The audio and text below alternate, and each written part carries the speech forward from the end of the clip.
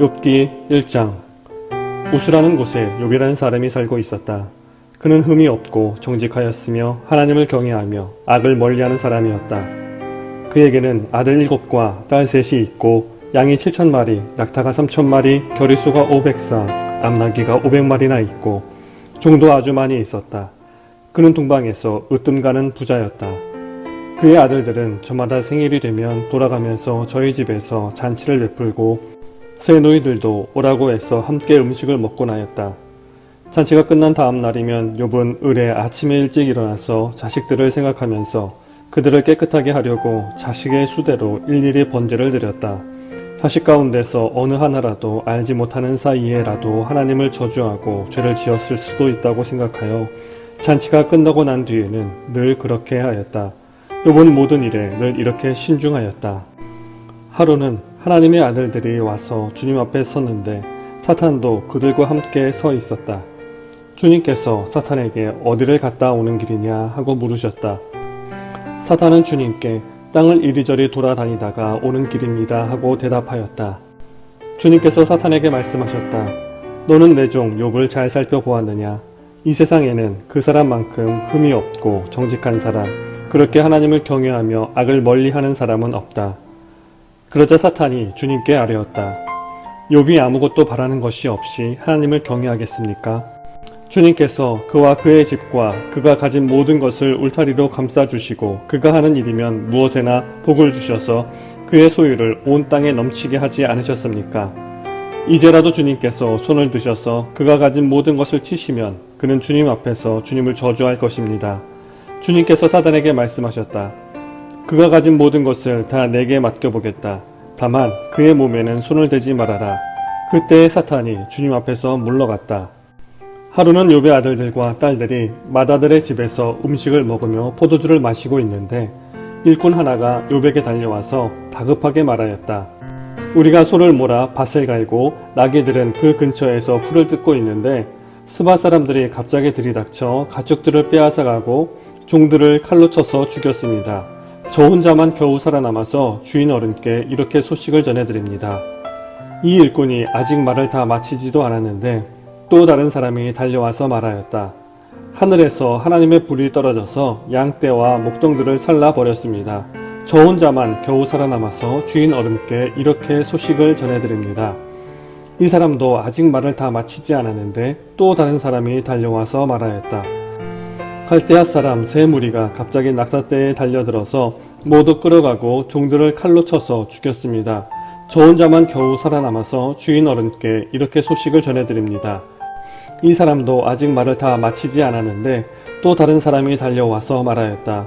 주인 어른의 아드님과 따님들이 큰 아드님 댁에서 한창 음식을 먹으며 포도주를 마시는데 갑자기 광야에서 강풍이 불어와서 그 집 내 모퉁이를 내리쳤고 집이 무너졌습니다. 그때 젊은 사람들이 그 속에 깔려서 모두 죽었습니다. 저 혼자만 겨우 살아남아서 주인 어른께 이렇게 소식을 전해드립니다. 이때 욥은 일어나 슬퍼하며 겉옷을 찢고 머리털을 민 다음에 머리를 땅에 대고 엎드려 경배하면서 이렇게 말하였다. 모태에서 빈손으로 태어났으니 죽을 때에도 빈손으로 돌아갈 것입니다. 주신 분도 주님이시요 가져가신 분도 주님이시니 주님의 이름을 찬양할 뿐입니다. 이렇게 욥은 이 모든 어려움을 당하고서도 죄를 짓지 않았으며 어리석게 하나님을 원망하지도 않았다. 욥기 2장. 하루는 하나님의 아들들이 와서 주님 앞에 서고 사단도 그들과 함께 주님 앞에 섰다. 주님께서 사탄에게 어디를 갔다 오는 길이냐 하고 물으셨다. 사탄은 주님께 땅을 이리저리 돌아다니다가 오는 길입니다 하고 대답하였다. 주님께서 사탄에게 말씀하셨다. 너는 내 종 욥을 잘 살펴보았느냐? 이 세상에 그 사람만큼 흠이 없고 정직한 사람, 그렇게 하나님을 경외하고 악을 멀리하는 사람이 없다. 네가 나를 부추겨서 공연히 그를 해치려고 하였지만 그는 여전히 자기의 온전함을 굳게 지키고 있지 않느냐. 사단이 주님께 아뢰었다. 가죽은 가죽으로 대신할 수 있습니다. 사람은 자기 생명을 지키는 일이면 자기가 가진 모든 것을 버립니다. 이제라도 주님께서 손을 들어서 그의 뼈와 살을 치시면 그는 당장 주님 앞에서 주님을 저주하고 말 것입니다. 주님께서 사단에게 말씀하셨다. 그렇다면 그를 너에게 맡겨 보겠다. 그러나 그의 생명만은 건드리지 말아라. 사단은 주님 앞에서 물러나 곧 욥을 쳐서 발바닥에서부터 정수리에까지 악성 종기가 나서 고생하게 하였다. 그래서 욥은 잿더미에 앉아서 웅기 조각을 가지고 자기 몸을 긁고 있었다. 그러자 아내가 그에게 말하였다. 이래도 당신은 여전히 신실함을 지킬 것입니까? 차라리 하나님을 저주하고서 죽는 것이 낫겠습니다. 그러나 욥은 그에게 이렇게 대답하였다. 당신까지도 어리석은 여자들처럼 말하는구려. 우리가 누리는 복도 하나님께로부터 받았는데 어찌 재앙이라고 해서 못 받는다 하겠소. 이렇게 하여 욥은 이 모든 어려움을 당하고서도 말로 죄를 짓지 않았다. 그때 욥의 친구 세 사람 곧 대만 사람 엘리바스와 수아 사람 빌닷과 나아만 사람 소발은 욥이 이 모든 재앙을 만나서 고생한다는 소식을 듣고 욥을 달래고 위로하려고 저마다 집을 떠나서 욥에게로 왔다.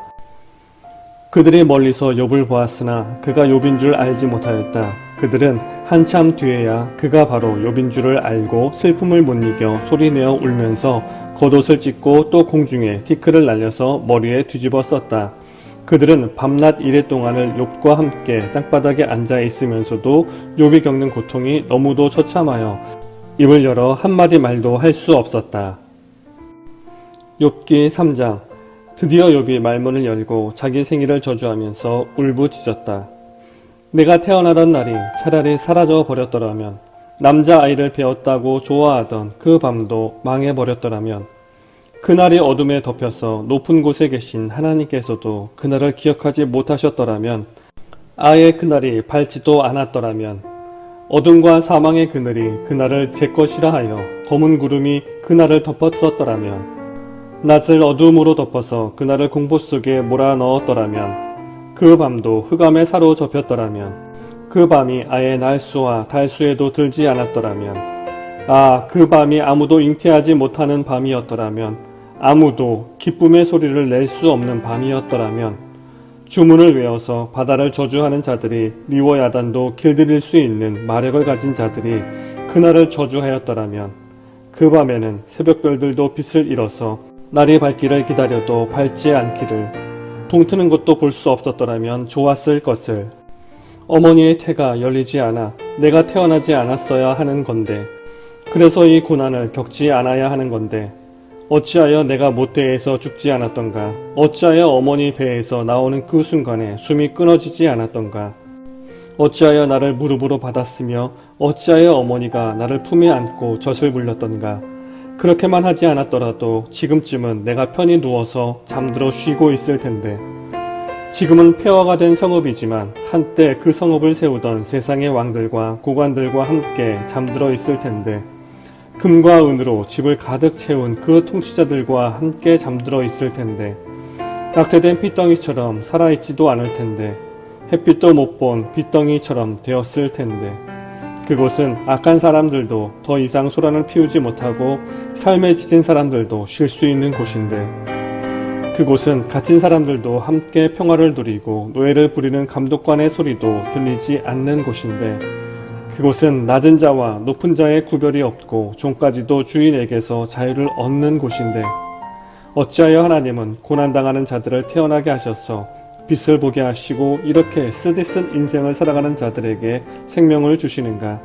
이런 사람들은 죽기를 기다려도 죽음이 찾아와 주지 않는다. 그들은 보물을 찾기보다는 죽기를 더 바라다가 무덤이라도 찾으면 기뻐서 어쩔 줄 모르는데, 어찌하여 하나님은 길 잃은 사람을 붙잡아 놓으시고 사방으로 그 길을 막으시는가?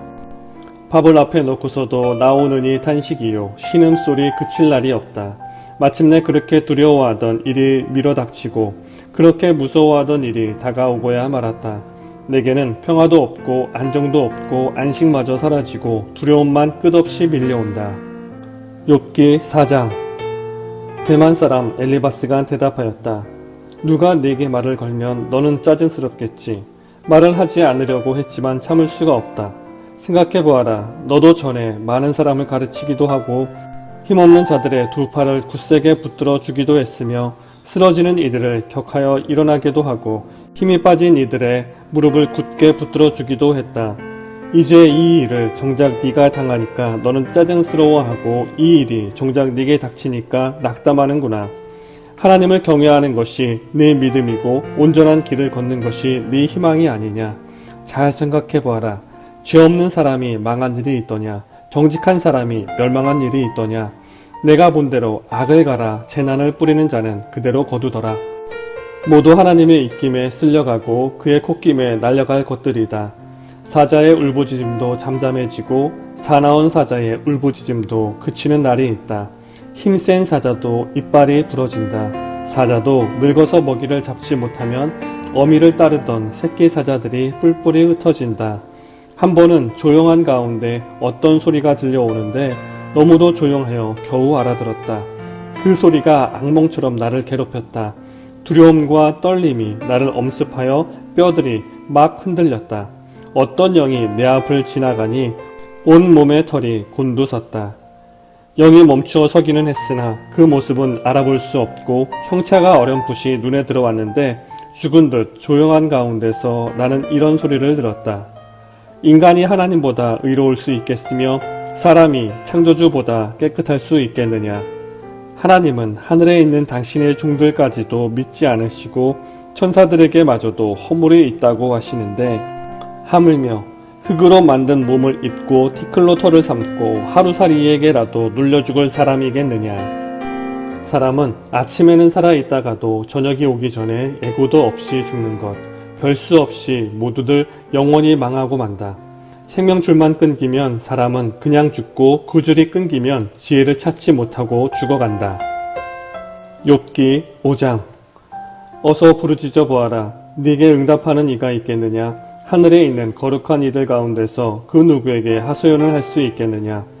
미련한 사람은 자기의 분노 때문에 죽고 어리석은 사람은 자기의 질투 때문에 죽는다. 어리석은 사람의 뿌리가 뽑히고 어리석은 자의 집이 순식간에 망하는 것을 내가 직접 보았다. 그런 자의 자식들은 도움을 받을 데가 없어서 재판에서 억울한 일을 당해도 구해주는 이가 없었고 그런 자들이 거두어들인 것은 굶주린 사람이 먹어치운다. 가시나무 밭에서 자란 것까지 먹어치운다. 목마른 사람이 그의 재산을 삼켜버린다. 재앙이 흙에서 일어나는 법도 없고 고난이 땅에서 솟아나는 법도 없다. 인간이 고난을 타고 태어나는 것은 불티가 위로 나는 것과 같은 이치이다. 나 같으면 하나님을 찾아서 내 사정을 하나님께 털어놓겠다. 그분은 우리가 측량할 수 없는 큰 일을 하시며 우리가 헤아릴 수 없는 기이한 일을 하신다. 땅에 비를 내리시며 밭에 물을 주시는 분이시다. 낮은 사람을 높이시고 슬퍼하는 사람에게 구원을 보장해 주시며 간교한 사람의 계획을 꺾으시어 그 일을 이루지 못하게 하신다. 지혜롭다고 하는 자들은 제 꾀에 속게 하시고 교활한 자들의 꾀를 금방 실패로 돌아가게 하시니 대낮에도 어둠을 만날 것이고 한낮에도 밤중처럼 더듬을 것이다. 그러나 하나님은 가난한 사람들을 그들의 칼날 같은 입과 억센 소나기로부터 구출하신다. 그러니까 비천한 사람은 희망을 가지지만 불의한 사람은 스스로 입을 다물 수밖에 없다. 하나님께 징계를 받는 사람은 그래도 복된 사람이다. 그러니 전능하신 분의 훈계를 거절하지 말아라. 하나님은 찌르기도 하시지만 쌈해 주시기도 하시며 상하게도 하시지만 손수 낳게도 해주신다. 그는 6가지 환난에서도 너를 구원하여 주시며 7가지 환난에서도 재앙이 내게 미치지 않게 해주시며 기근 가운데서도 너를 굶어 죽지 않게 하시며 전쟁이 벌어져도 너를 칼에서 구해 주실 것이다. 너는 혀의 저주를 피할 수 있어 파멸이 다가와도 두려워하지 않을 것이다. 약탈과 굶주림쯤은 비웃어 넘길 수 있고 들짐승을 두려워하지도 않을 것이다. 너는 들에 흩어진 돌과도 계약을 맺으며 들짐승과도 평화롭게 지내게 될 것이다. 그래서 너는 집안이 두루 평안한 것을 볼 것이며 가축 우리를 두루 살필 때마다 잃은 것이 없는 것을 볼 것이다. 또 자손도 많이 늘어나서 땅에 풀같이 많아지는 것을 보게 될 것이다. 때가 되면 곡식단이 타작마당으로 가듯이 너도 장수를 누리다가 수명이 다 차면 무덤으로 들어갈 것이다. 이것은 우리가 지금까지 살펴본 것이니 틀림없는 사실이다. 부디 잘 듣고 너 스스로를 생각해서라도 명심하기 바란다.